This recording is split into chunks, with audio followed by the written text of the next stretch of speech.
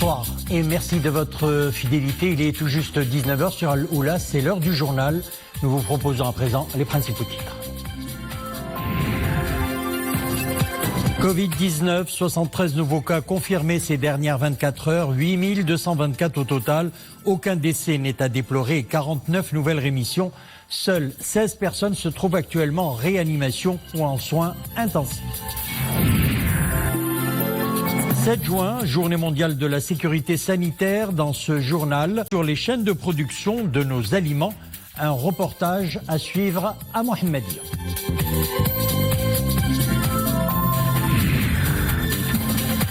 Les ophtalmologues reprennent du service, une reprise avec de bonnes pratiques adaptées à la crise sanitaire liée au Covid-19. Nous visiterons une clinique d'ophtalmologie à Rabat. Le point d'abord sur la situation épidémiologique chez nous. 73 nouveaux cas confirmés ont été enregistrés ces dernières 24 heures. Le bilan grimpe à 8224. Les nouveaux cas sont recensés dans la région Rabat-Salé-Kénitra avec 25 cas, dont 23 dans un foyer professionnel, 15 cas dans la région Marrakech-Safi, 13 à Tanger, Tétouan, Al-Hissima, 7 à Casablanca, 7 également à Fès-Meknès, 5 cas à Bni Mellal et un seul cas enregistré à Agadir Iddaoutanen. Aucun décès n'est à déplorer pour que le taux de létalité se stabilise à 2,5%. 49 nouvelles rémissions ont été recensées pour porter le total à 7364. Le taux de guérison atteint donc 89,5%. Les cas suspects écartés après des tests négatifs se chiffrent à 16 423. Les cas graves ou critiques continuent leur train de baissier. Seules 16 personnes se trouvent actuellement en réanimation ou en soins intensifs, ce qui représente un taux de 2,5%. Plus de 77 500 tests de dépistage sont effectués par jour dans les 24 laboratoires nationaux. C'est ce que vient d'annoncer le ministre de la Santé. Nous avons démarré avec 2000 tests par jour dans 3 laboratoires. Aujourd'hui, nous avons dépassé les 17 000 puisqu'on est passé de 3 à 24 laboratoires nationaux. C'est félicité Khalid Aït Taleb qui s'exprimait lors d'un webinaire pour les professionnels de la santé et de la presse. Le ministre a également souligné que le Maroc a eu raison de maintenir le protocole thérapeutique à base de chloroquine pour traiter les malades du nouveau coronavirus. La chloroquine a un effet très positif dans le traitement du Covid-19. Ces effets indésirables ne posaient pas de problème du fait qu'ils sont connus et qu'on les maîtrise parfaitement, a-t-il précisé.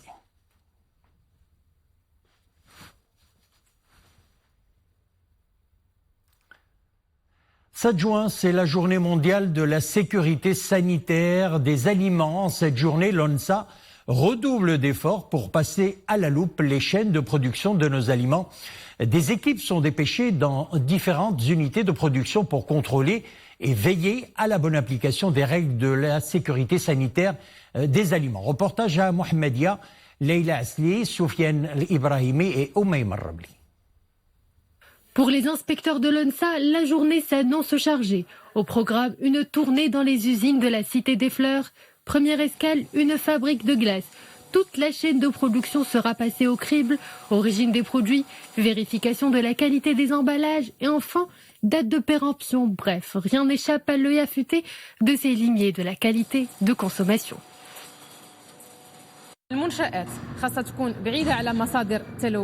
Nous commençons par vérifier si l'emplacement de l'usine répond aux normes de l'ONSA, si l'espace est bien éclairé et aéré. Et dans un deuxième temps, nous contrôlerons les additifs alimentaires, les produits utilisés et aussi tout le matériel utilisé dans la chaîne de production.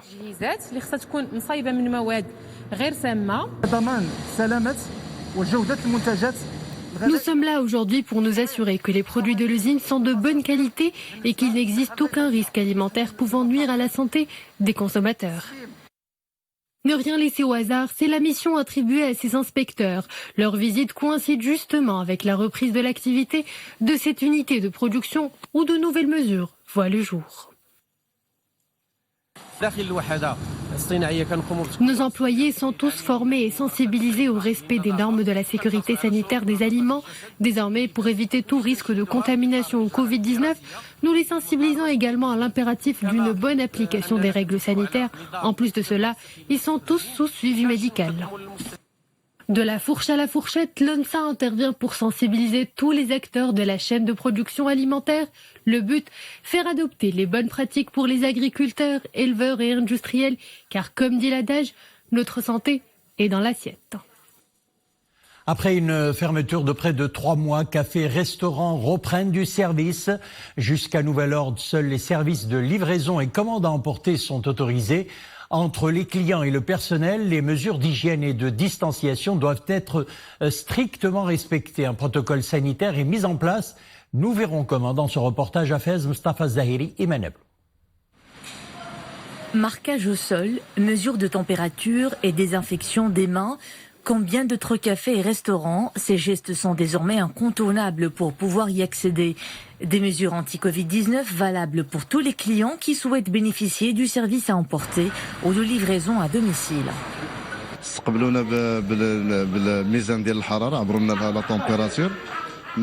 On nous prend la température et on nous fournit un gel désinfectant pour les mains. Je suis venu récupérer un café et 2 pizzas à emporter bien sûr.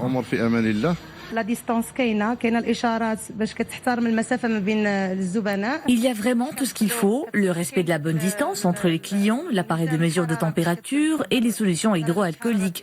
J'ai passé ma commande sans le moindre souci. Les employés sont également sensibilisés aux gestes barrières pour éviter le moindre soupçon de contamination. Un protocole sanitaire est respecté pour cette reprise partielle des activités. بيتزا في الودمير وبيتزا 4 سيزون وتاكوس ديال البولي مرحبا قسم هاد المكانات تلقاهم واجدين عامتين ملي كيتاخبوا بالعمل ديالهم في الصباح كنعقموهم. Une fois sur place, nos employés se désinfectent avant de se mettre au service. Nous avons réduit le nombre du personnel présent en même temps. Nous nous contentons de 2 ou 3 employés. La reprise est limitée aux services à emporter et à la livraison à domicile. La plupart des commandes sont prises par téléphone. Des services minimums en attendant un retour à la normale. À cela s'ajoute un contrôle rigoureux. Des commissions mixtes de contrôle et d'autres services compétents vont assurer l'exécution du protocole sanitaire in situ. En reprise d'activité, les cabinets médicaux réorganisent et réadaptent leur protocole d'hygiène. Covid-19 oblige. Une vigilance accrue pour une prise en charge sécurisée des patients. Nous verrons l'application de ces bonnes pratiques adaptées à la nouvelle situation sanitaire dans une clinique d'ophtalmologie à Rabat. C'est un reportage signé Wissal Imri, Hassan Silla et Mariam Lemessi. Lavage systématique des mains et prise de température instantanée avant même de franchir le seuil du cabinet. Voici à quoi ressemblerait votre prochaine visite chez le médecin. En salle d'attente, prévoyez une distance d'un minimum 1,5 m avec les autres patients.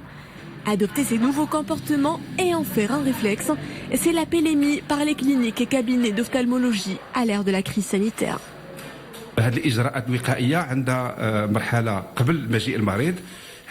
Nous demandons à nos patients de réduire au strict minimum le nombre d'accompagnants, sauf en cas de nécessité. C'est essentiel à leur propre protection, mais aussi celle de leur entourage et de l'équipe soignante.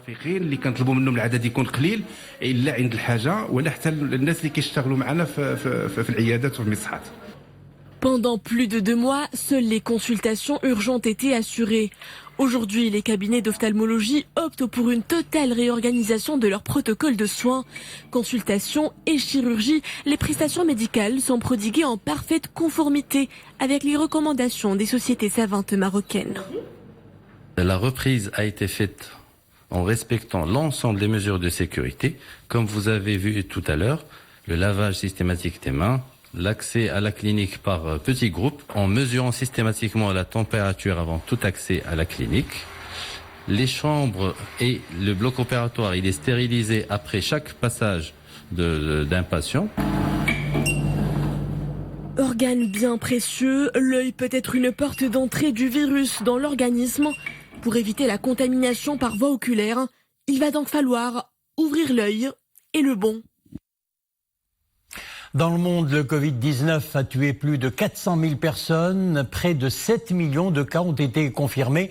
L'Amérique, l'Inde et le Brésil sont les nouveaux épicentres de la maladie.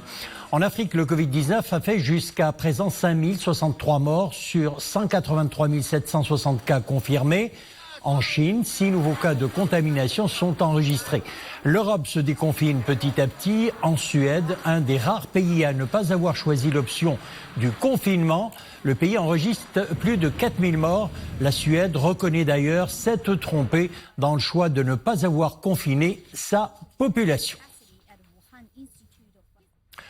On revient chez nous. La Caisse centrale de garantie lance sa fenêtre Sanad Tamouil, exclusivement dédiée à l'activité de la finance participative. Cette fenêtre a pour mission de faciliter l'accès au financement accordé par les banques et fenêtres participatives, aussi bien en faveur des entreprises que des particuliers. L'offre de la Caisse s'est enrichie de 4 nouveaux produits de garantie gérés par cette fenêtre, à savoir Daman Moubashir, Daman Dain, Fogarim Isken et Fogaloj Isken. Bachelier, ceci vous intéresse. Le tableau des spécifications sont rajoutés au document des cadres de référence des examens du bac, indique le ministère de l'Éducation nationale, de la formation professionnelle, de l'enseignement supérieur et de la recherche scientifique. Ces tableaux spécifiques à chaque matière précisent les chapitres sur lesquels vont porter les épreuves du baccalauréat de l'année scolaire 2020, précédemment publiés sur les sites électroniques du ministère. Ces tableaux ont été envoyés aux candidats au baccalauréat par courrier électronique via talim.ma. Après quelques jours de forte chaleur, et là nous parlons météo, la pluie a fait son retour ces dernières 24 heures.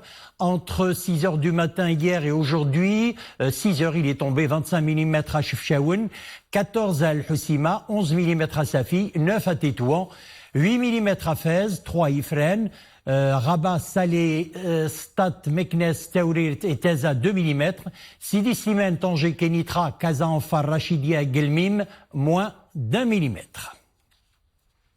Et puis la forte averse qui s'est abattue sur Fès et ses environs hier en fin de journée a causé de nombreux dégâts, vous allez le voir.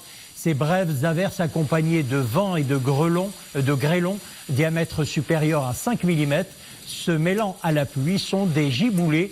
L'air instable avec des phénomènes d'ascendance violents au niveau de l'air chaud et humide s'est ainsi condensé rapidement et a donné lieu à une forte coalescence des gouttelettes d'eau qui se sont transformées en grêlons, a précisé le climatologue Mohamed Hanshen. Il a beaucoup plu également dans le nord du royaume, plus précisément à Marti.